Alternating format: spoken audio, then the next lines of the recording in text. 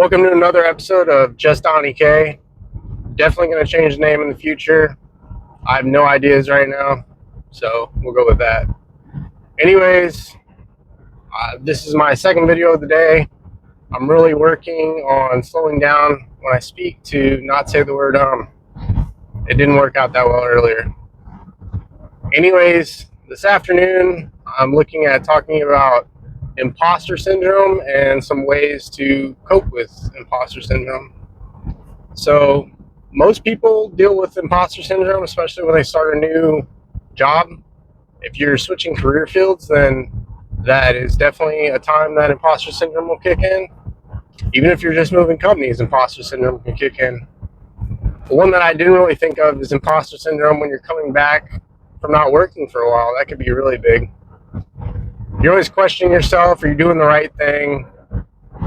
You have to remember that you were hired in this position for a reason. So if the company values their time, then they're going to put effort into you to make you whatever your position is. So a lot of this comes back to the company having a good training plan. I've realized over the last 3 years, this is my third job, that a lot of places think that I say a lot of places, at least those three, a lot of them say, and companies in general will say that they have good training plans, but really, depending on, especially when you like the higher level jobs that you go, oftentimes the training plans aren't that great. If you are, say, just, I wouldn't say a simple task, but if you're working a cash register or something, right? Like, obviously you have policies, don't sell beer to minors, ring up this way, help bag groceries. Okay, how long is that training going to take? I don't know, maybe a week or two. Certain situations are going to pop up that you're going to have to make best judgment. When you start getting into more complex things, like maybe, let's just use myself as an example, like project management, you're doing cost estimates, you're checking progress, you're doing metrics for where the project's at, you're talking to customers, you're talking to your engineers, all these things. You're working different programs, they're dealing with different funding. You often just have to step back and realize, like, these are new processes that you have to learn, so you can't really beat yourself up. I think the first couple of weeks, I just expect myself to be further along than where I am. And I've heard, good things. You're doing a good job. So I think another key for imposter syndrome is don't be afraid to look stupid. And what I mean by that is that if you don't understand something, ask the question. And if you still don't understand it, ask the question again, Try to do something on your own a lot, but at the end of the day, you have to keep asking questions until you actually understand it. And a lot of that is learning and doing it yourself, but at the end of the day, if you are critiqued, then take that as a grain of salt. People often look at criticism as bad, but there's a thing that we really learn in the military, and it's constructive criticism. So as long as somebody says something to you, like, maybe you could do this better, or maybe you could do it differently, right? Then take it as a grain of salt, but learn from that. So learn to take constructive criticism. You also have to learn how to give it sometimes, or explain your way of learning. Most people don't learn the same, so I don't understand that, or I've never worked with this system before, so can you please break that down to me further?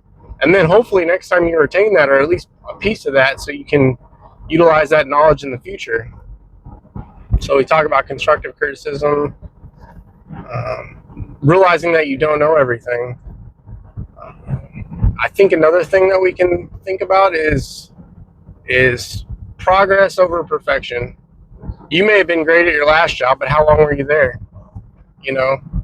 So when you ask these questions and you start to work on things, realize they're not going to be perfect out the gate.